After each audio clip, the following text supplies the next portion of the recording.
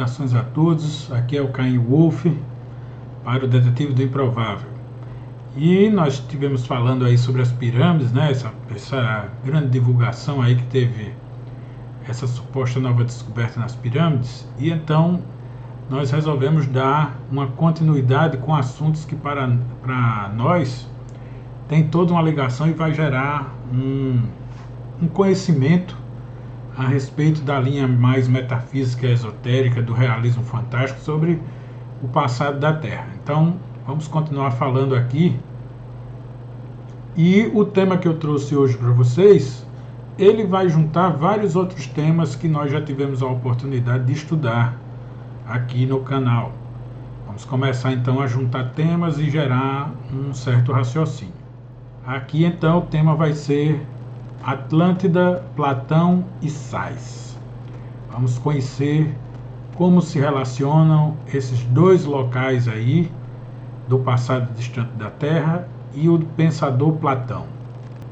Então, a tradição antiga fala sobre a Atlântida, né, o continente perdido do Oceano Atlântico, que ficava além das colunas de Hércules. Isso está no texto original de Platão.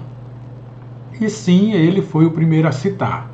Platão era um iniciado da tradição antiga, das velhas escolas de mistérios. Grandes personagens da Grécia, na verdade, foram até o Egito participar daquele conhecimento antigo, né, herdado ao povo do Egito e organizado mais tarde lá entre as dinastias dos Tutmés e adiante, até quando o Egito perdeu a linhagem divina, a linhagem que vinha direto dos deuses gigantes, né, originais, os chamados deuses divinos, antes do faraó Menés juntar o Egito. E o livro, o texto que o Platão cita, Atlântida, é o livro que ele fala, cujo o título é o Timeu e Crítias. Nele, um sacerdote da cidade de Sais, que outrora foi uma das capitais gigantescas do Egito Antigo, em uma das suas dinastias antigas, e conhecido pelas suas sabedorias, né, herdadas ainda desses reis divinos, que transformaram o Egito numa comunidade solta de várias tribos, numa nação que conhecia muitas coisas que nenhum outro povo estava começando a conhecer. Então, Sais era uma dessas cidades. Nós vamos falar um pouco dela mais à frente. É bom lembrar que esse texto que o sacerdote de Sais fala para Solon, o grego, não era contemporâneo de Platão. Ele provavelmente passou esse texto a um bisavô de Platão pela época em que nasceram. Mas o que é mais interessante e que chama a atenção da gente é uma coisa que nós vemos até e tememos acontecer na nossa civilização atual, que existem ciclos de nascimento e morte de civilizações. Então, o sacerdote de Sais falou a Solon que muitas outras civilizações já teriam existido e desaparecido, e que justamente seus sobreviventes, nem sempre os mais sábios, é que levaram esse conhecimento à frente para a nova civilização que surgia. Então, é natural que muita coisa, muita sabedoria tenha se perdido, né? E hoje, na nossa civilização tão materialista, esses segredos estejam velados até pelo próprio desinteresse da humanidade atual. E para uns está até definhando, né, da questão de espiritualidade e até de intelectualidade, não ficando mais inteligente como que se pensa. Então, falando de Sais, o Heródoto, considerado o pai da história pela maioria, pela ciência oficial, escreveu então que Sais é onde estaria o túmulo de Osíris. Então a gente está falando aí de um desses reis deuses, né? Da primeira dinastia mítica do povo egípcio.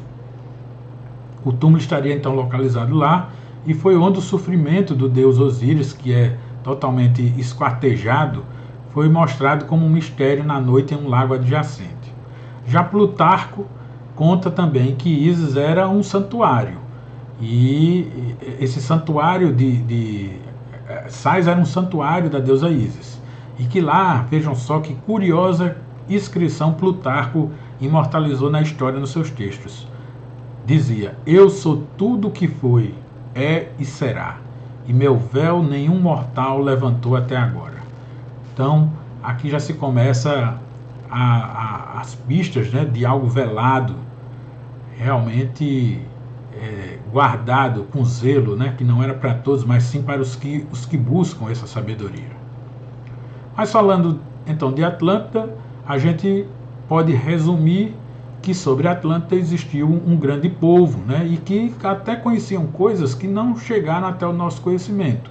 Um deles era esse oricalco, um misterioso metal que eles conseguiam produzir, sabe-se lá com que tecnologia ou sabedoria, e que colocava eles à frente, né, tecnologicamente, dos outros povos da Terra.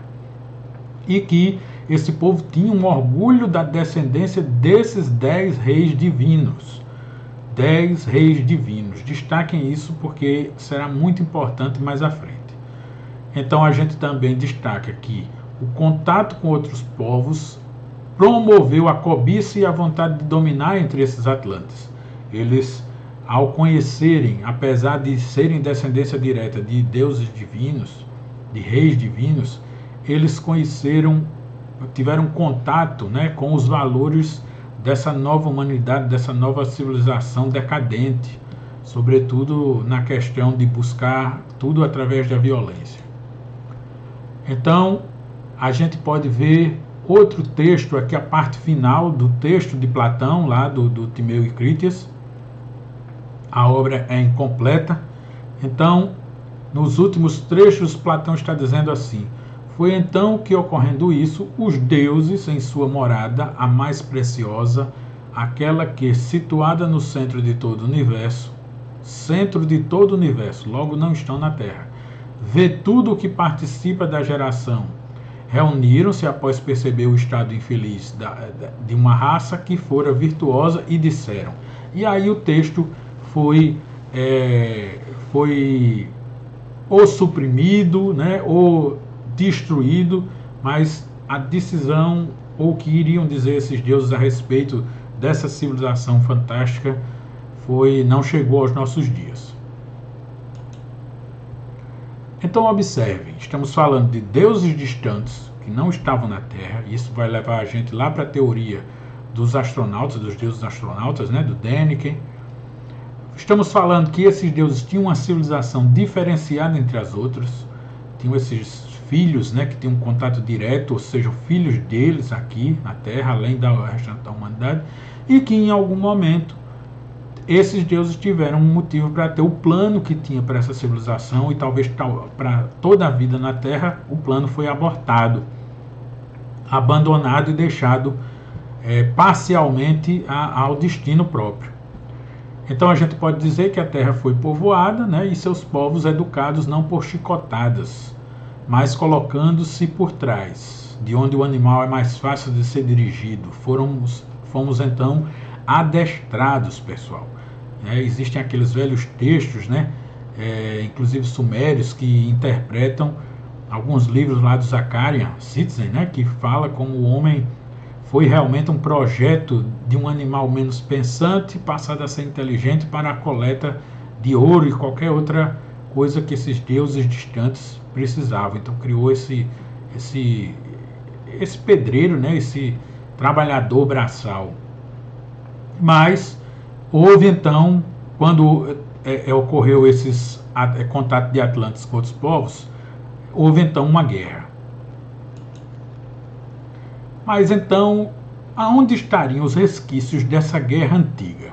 Bom, o David Childress, que eu às vezes, confesso a vocês, acho um pouco exagerado, no seu livro A Incrível Tecnologia dos Antigos, esse livro é extenso, é um livro volumoso, mas que vale a pena vocês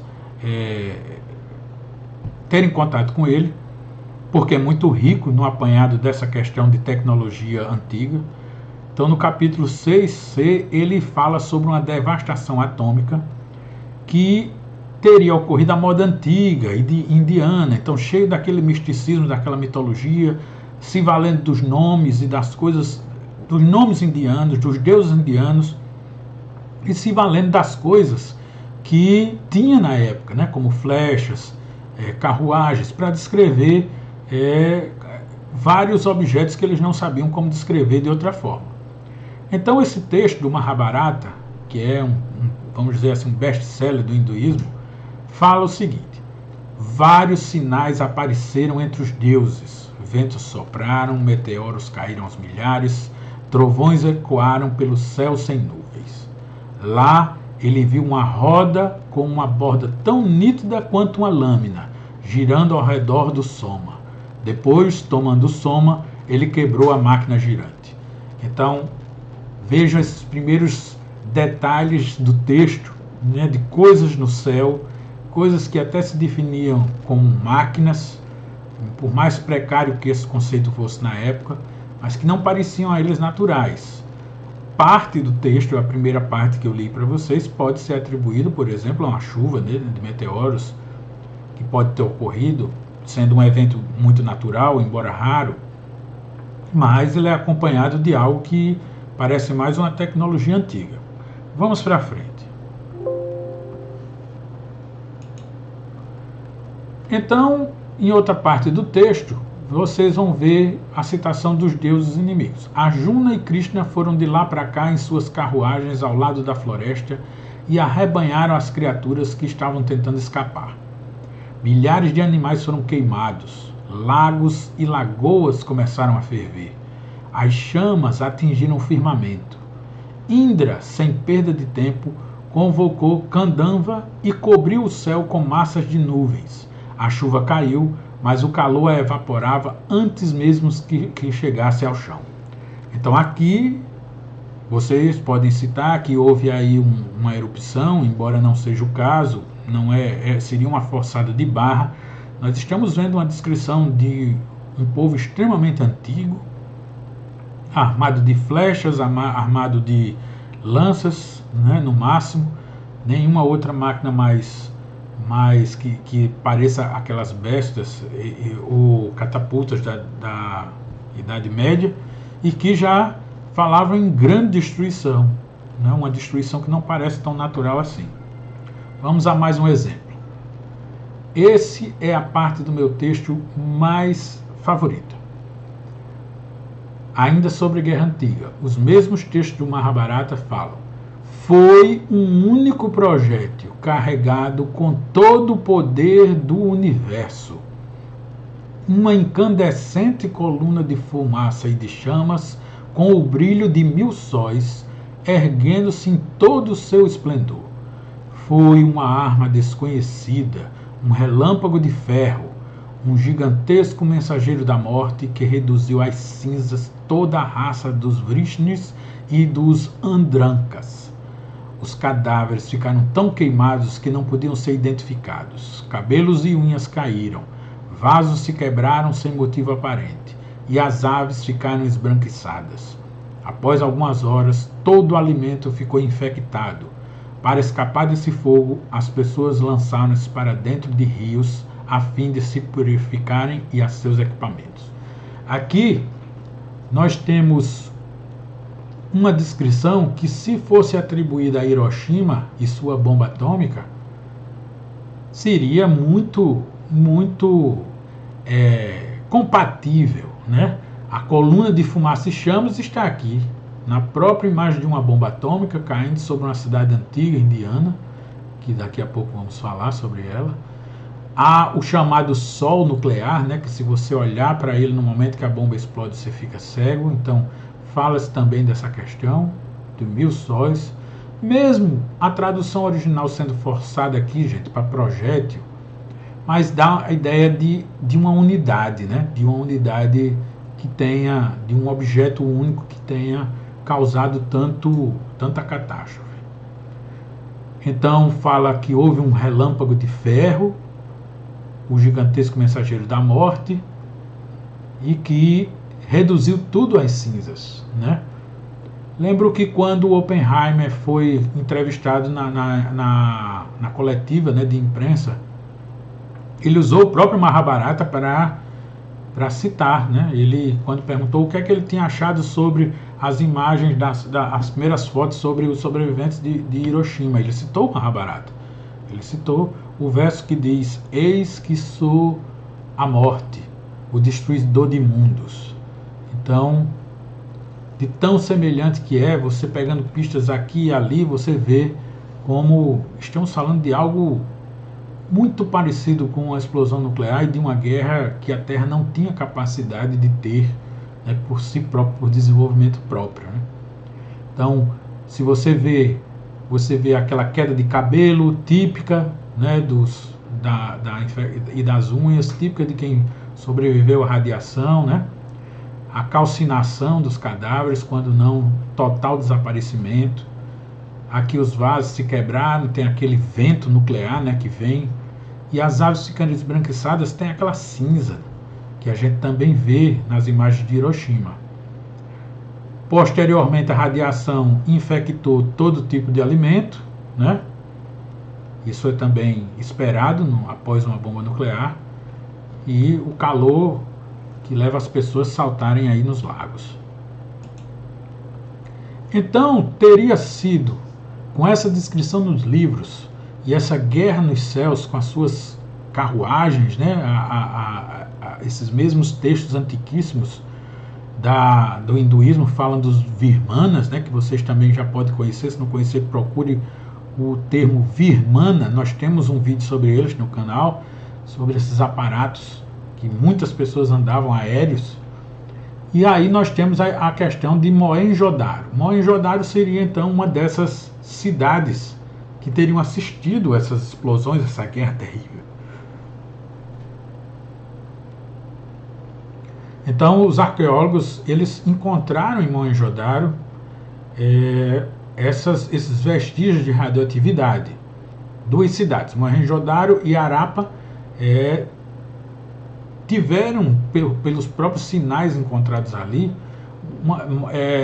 sua multidão, todos os seus moradores morreram de forma instantânea. Caíram uns sobre os outros, como estão vendo aqui, algumas fotos de lá, e eles não têm sinais de ferimentos traumáticos feitos com machados, flechas ou armas típicas da época. E tem até outras coisas. Eles realmente teriam sofrido, gente. Assim, eles estariam até de mãos dadas ou abraçados, né? Como você vê aqui, alguns esqueletos com animais ou com outras pessoas tentando socorrer elas e caíram juntas e não foram enterradas por ninguém, né? Ficaram ali expostos por milhares de anos, até praticamente, não vamos dizer que fossilizaram, porque não foi o processo, mas é sabido que eles não se decomporam como deveria e nem foram devorados por feras. Vocês vejam que os cadáveres ficaram a céu aberto, recebendo somente ali a areia dos ventos, mas eles simplesmente não foram remexidos. Né? Não é como Pompeia, que teve uma camada de magma que depois endureceu e deixou eles lá. Não, esses aqui vocês estão vendo nas calçadas e ruas das ruínas de Mohenjo-Daro. E há sim, segundo alguns estudos, sobretudo soviéticos, que mostram que o nível de radiação desses esqueletos são 50 vezes superior ao que deveria ser esperado. Então, Mohenjo-Daro seria uma prova incontestável, se assim se quiser aceitar para a arqueologia oficial, que nós tivemos algo extremamente atípico, tanto nos textos, na imprensa, vamos dizer assim, da época, quanto nas evidências, né? Então, fica essa primeira parte. Nós vamos dar continuidade a outros vídeos, sempre nessa linha, buscando essa civilização, buscando essa sabedoria perdida, falando sobre essa tecnologia estranha nos próximos vídeos. Vamos também voltar a falar da parapsicologia, vamos também ver a questão dos UFOs, né? Eu prefiro muito mais a ufologia clássica, mas a gente tanto pode falar de casos clássicos quanto dos casos mais modernos. E deixo para vocês esse texto belíssimo que está lá, né, do sacerdote egípcio, lá de Sais, a Solon, falando sobre o conhecimento do passado, né, o conhecimento que eles tinham na época e que ele traduziu nessas palavras: Ah, Solon, Solo, vocês gregos são meninos, são todos jovens de espírito, pois não tem nele nenhuma opinião antiga baseada em velha tradição e nenhuma ciência encanecida pelo tempo. Então, é isso, pessoal, é belíssimo, né? É bonito estudar sem estar preso aos velhos nós, né, que a gente vê aí em alguns textos acadêmicos a ler rígido. É muito bonito você poder vivenciar, talvez ter um contato com esses tempos de uma civilização, de uma humanidade mais rica, né, espiritualmente, mais conectada com a natureza, com o divino, com o universo. Então, ficamos até o próximo vídeo e um grande abraço a todos.